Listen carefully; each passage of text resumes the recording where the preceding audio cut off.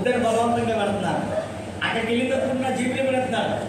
ఆశ్రమం గారు పోలతో అంటప్పుడు మాకు వద్దు పోలే అని అంత బలవంతంగా చెప్తున్నాడని 400 తీసుకున్నాను. 400 తీసుకున్నా. సమోసాలకి డబ్బులు ఇచ్చేసి మేము వెళ్ళాం. అటు నుంచి వచ్చేటప్పుడు మిగతా డబ్బులు ఇచ్చి ఇంకొక 30 రూపాయలు అడిపెట్టి ఏదైతే ఒక డ్రింకులు ఆ సమోసాలు తీసుకొచ్చి మన చర్చలో పెట్టాం. మా కోసం ఇద్దరు బిడ్డలు కేకులు ఏర్పాటు చేశారు. అవి కట్ చేసాం. ప్రిమెంజర్ బిడ్డల పొద్దున బ్యాలెన్స్ చేసుకోవడానికి కూడా డబ్బులు నా దగ్గర లేవు. దేవుడు నాకు ఇచ్చాడు. పొద్దున ప్రిమెంజర్ సందా వేయడానికి మనకి డబ్బులు లేవు. సందా వేయడానికి డబ్బులు లేకపోతే మీ కుటుంబాలను చేసుకోబోతుల్లోకి ఎవరు వచ్చారంటే మన రూపకం గారు తోట కొన్నారట.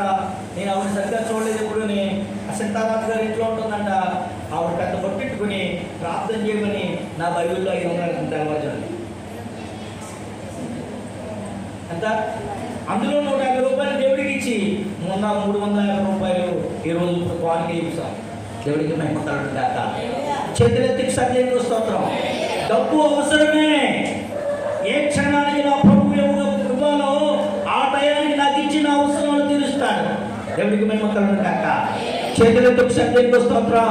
చెప్పబడి సరైన దేవుడికి మహిమ. డబ్బు అవసరమే. ఏ సమయానికి ఏమవ్వాలో అది దేవుడికి తెలుసు. చంద్రులతో సర్దేవుడు స్తోత్రం. చెప్పలు కూడా సర్దేవుడు మహిమ. దేవుడు అవసరాలు తిరుగుతున్నాడు.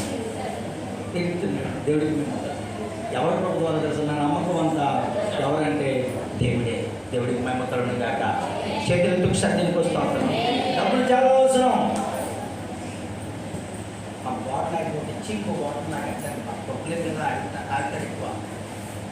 అలాగే బాటిల్ ఇంకో బాటిల్ చేతులతో సర్దేని పుస్తకం. చెప్పలు కూడా సర్దేవుడు పుస్తకం. దేని గురించి చెప్తున్నాను? దేని గురించి చెప్తున్నానమ్మా? విలువ దేవుడికి ఇవ్వాలి. నీ సమయాన్ని దేవుడికి ఇవ్వగలుగుతున్నావా? నీకు ఇచ్చిన దాంట్లో దేవుడికి ఇవ్వగలుగుతున్నావా? విలువైనది దేవుడికి ఇచ్చి చూడు. ఏమంటే స్టీవెన్ గారు ఈ మధ్యన నిజంగా ఒక ఆవిడ అడిగింది, ఆయన అభివృద్ధికి కారణం ఏంటని అడిగింది. ఆయన అభివృద్ధికి కారణం ఏంటంటే ఎక్కువ వ్యాపారాలు ఏం చేస్తారు. 2 రోజులే, మంగళవారం శనివారం ఆయన వ్యాపారం, మిగతా వ్యాపారాలు ఏమి లేవు. దేవుడికి ఇంటిమించి సంవత్సరానికి 1,00,000 రూపాయల నిమిత్తం ప్రభు పరిచయం క్రిస్మస్ కోసం ఖర్చు పెడుతున్నారు. నమ్మకంగా ప్రభుకి ఆయన ఇస్తున్నారు. దేవుడికి మేము కలుగును గాక. ఈరోజు దేవుడు ఇచ్చేవారిని ఊరుకుంటాడా? ఏమండి, ఇచ్చేవారిని ఊరుకోడు. దేవుడికి మేము కలుగును గాక. ఏమంటే లోకంలో ప్రతి దిక్కున ఇవ్వడం అనేది ఉంది. మనం ఇచ్చేది ఎలాగంటే చెప్పండి, న్యాయబద్ధంగా క్రమంగా ఆశీర్వాదకరంగా ఉంటుంది. చేతులతో ఒకసారి చెప్పలు కూడా సత్యం అర్థమైనప్పుడు దూరం వచ్చేస్తాడు. ముందు కట్టేవాడు అడగండి. ఆయన చెయ్యి యాక్సిడెంట్ డబ్బులు కట్టేవారు కదా. హాస్పిటల్కి ఎన్నో డబ్బులు కట్టేవారు. ఎన్నో డబ్బులు హాస్పిటల్ కట్టేవారు కదండి. ఈరోజు ఆ అర్థమైనకి వచ్చాడు. ఎవరు దూరం వచ్చాడు? దేవుడు దూరం వచ్చాడు. నా మాట కదా, ఈ మాట అడగండి. దేవుడికి మహిమ కలుగును గాక. నీవు కూడా ఏదో చేస్తున్నావు. నువ్వు దేవుడి సమయానికి దేవుడికి నీ వ్యర్థమైన ఖర్చులు దేవుడు దూరపరుస్తాడు. దేవుడికి మహిమ కలుగును గాక. చేతులతో ఒకసారి దేవుడికి స్తోత్రం. నీకు రావాల్సినవి ఇస్తాడు.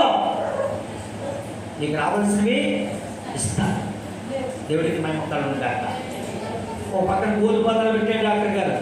ఓ పక్కన ప్రిమెంజర్ వెళ్ళారా హాస్పిటల్లో. ఓ పక్కన పిల్లలు ఎర్రబట్టి కోరి, ఓ పక్కన నల్లరాయి కోరి, ఓ పక్కన డాక్టర్ గారు అల్లుడు సాఫ్ట్వేర్. ఏమైపోయారు తెలుసా? అంటే చేస్తున్న అప్పులు పాలైపోయారు. ఈ అప్పులు తీరడానికి అవ్వాలని నమ్మారు. హాస్పిటల్ అమ్మాలనుకున్నారు, అవ్వలేదు. అయితే ప్రభు గురించి తెలిసారు. ఉపవాసాలు ఉన్నారు, ప్రార్థన చేశారు. తన జీవితాన్ని ప్రభువుకు సమర్పించుకోవడం చేశారు. తన సమయాన్ని దేవుడికి ఇవ్వడం చూసుకున్నారు. అంతేగా తనకి ఇచ్చిన దాంట్లో ప్రతి దాంట్లో దేవుడికి తన బాగా అర్పించడం నేర్చుకున్నారు. ఈరోజు అప్పులన్నింటిలోంచి దేవుడు విడిపించాడు. ఎందుకంటే మీ డబ్బులు ప్రభు నిమిత్తం ఖర్చు పెట్టండి. దేవుడు మిమ్మల్ని ఆశీర్వదిస్తాడు. చేతులతో సాధ్యానికి వస్తున్నారు. విలువైనది ఈ బిడ్డలు ఆడబిడ్డలు పట్టుకెళ్ళి దేవుడి మందిరానికి అర్పించారు. ఏమంటే అంతేనే కదా. నిజంగా విలువైనది మనం దేవుడికి అర్పించాలని దేవుడి వాక్యం చదివిస్తాం. రెండోది వీళ్ళ కలవరపడినట్లుగా దేవుడి వాక్యం చదివిస్తా ఉంది మార్కు సువార్తలో. ఎందుకు ఆ రాయి ఎవరు తెస్తారు?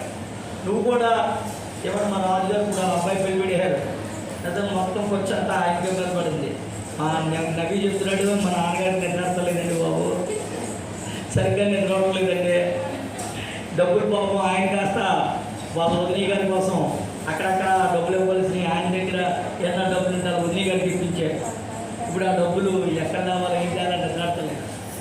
నేను మాట చెప్తున్నాను, వీళ్ళు కూడా రాయి ఎవరు తెస్తారని నిద్రలేదు. ఎవరికే ఈ మగ్ధలేని మరియ ఈ స్త్రీలు కలవరపడ్డారని భయపడింది మార్కు సువార్తలో. అయితే వీళ్ళ అలబోతుల్లోకి రాయ దేవుడే దేవదూతలను తీసేసే దేవుడికి పెరుగుతాడు కాక. నేను రాజుగారితో చెబుతున్నాను, కలవరపడకండి, ప్రయత్నం చేయండి. ఏదో విధంగా దేవుడు ఏం చేస్తాడు తెలుసా? ఆ కార్యాలు జరిగిస్తాడు. చేతులతో ఒకసారి తిరిగి వస్తా. హల్లెలూయా, హల్లెలూయా, హల్లెలూయా, హల్లెలూయా. నిజంగా మా స్టీవెన్ గారు ఏదైనా రూపాయి నాకు కావాలంటే ముగ్గురిని అడుగుతాను. ఎక్కువ ఎవరిని అడిగానండి, మొదటగా స్టీవెన్ గారిని అడుగుతాను. అమ్మా నేను కూడా మీకు ఏదో సార్ చెప్పాను. ఇప్పుడు అడగడానికి ఆయన చాలా అప్పులతో ఆయనే నెలకు ఒక 50,000 60,000 కడుతున్నారు. ఏంటి పిల్లల ఫీజులు అయితేనో ఈఎంఐలు అయితేనో 50,000 దాటి కడతారండి. ₹1,00,000 కడుతున్నారు నెలకి. ఎస్, నేను తక్కువే చెప్పాను. ఇంకా ఆయన డబ్బులు అడగడానికి మనసు లేదు. ఎందుకంటే సొంత ఎవరిని అడుగుతాం? ఆయన ఉంటే దాచుకోడు. నిజంగా పాస్టర్ గారికి చాలా సహకారే దేవుడికి నమ్ముకోవడం. ఎందుకంటే సహకారులు కొంతమంది ఉన్నారు బైబిల్లో ఉన్నారు, మనకు కూడా ఇక్కడ ఉన్నారు. ఆ సహకారుల పేర్లు ఎక్కడ ఉంటాయట? జీవగ్రంథంలో ఉంటాయి. దేవుడికి నమ్ముకోవడం కాక. హల్లెలూయా. చంద్రుడితో సరిదినిపిస్తాం. ఇలాగే డబ్బులు కావాల్సి వస్తున్నాయి. మా వదిలి గారు డబ్బులు పెళ్లి దగ్గరికి వచ్చేసింది. నేను 1,40,000 ఇవ్వాలి. బంగారం లేదు, సీట్లు డబ్బులు బేగి ఇవ్వలేదు, ఎక్కానంటే ప్రయాణం ఇవ్వలేదు. నేను కొనాలంటే అంటున్నాను. మీరు వస్తు డబ్బులు ఇవ్వండి, వాళ్ళ గొప్పగా మీరు ఇవ్వండి, ఇవ్వాలి కదా అని పాస్టర్ గారు అన్నారు. అలా అనుకుంటారు కదండి మనసులోని, మన దగ్గర అనకపోయినా అని ముందే లెక్కలేసి బాగా పడిపోతారు. మా వదిలి గారు కూడా ఉన్నారు లైన్లో. నా దగ్గర అంటే ఏం చేయాలో అర్థం కాలేదు.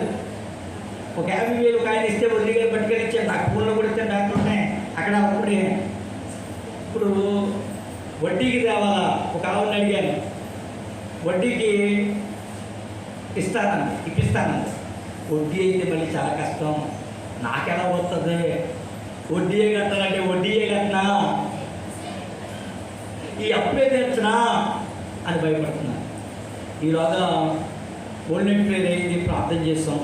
స్టీవెన్ గారు బయటికి వెళ్తే ఆయనే నా బాధ చూసి ఒక 5 లక్షలు నేను అప్పు తెచ్చానని చెప్పి వ్యాపార నిమిత్తం నా దగ్గర ఉన్నాయి, కావలితే పట్టుకెళ్ళండి అంటే అప్పుడు చెప్పాను, పలానా ఆవిడ బ్యాంకులో పెట్టి నాకు డబ్బులు ఇస్తానంటే ఆయన ఏమన్నారంటే, ఆవిడితే నాకు ఇచ్చేది కానీ లేకపోతే మీరు తీసుకుంది కానీ ₹1,00,000 ఆయన చెప్పారు. పాపము ఓ 15 రోజులు వాడుకున్నాను, 20 రోజులు ఆయన వడ్డీకే తెచ్చారు కానీ పావులో కూడా వడ్డీ లేదు. మా స్టీవెన్ గారు ఉత్తే ఇచ్చేయండి అన్నారు. దేవుడికి మేమవుతాడు కాక. ఇంకా ఆయన 5 లక్షలు తెచ్చారు వాళ్ళ అక్కడి దగ్గర. చేతులు ఎందుకు సత్యానికి స్తోత్రం, చెప్పటి కూడా సత్యం.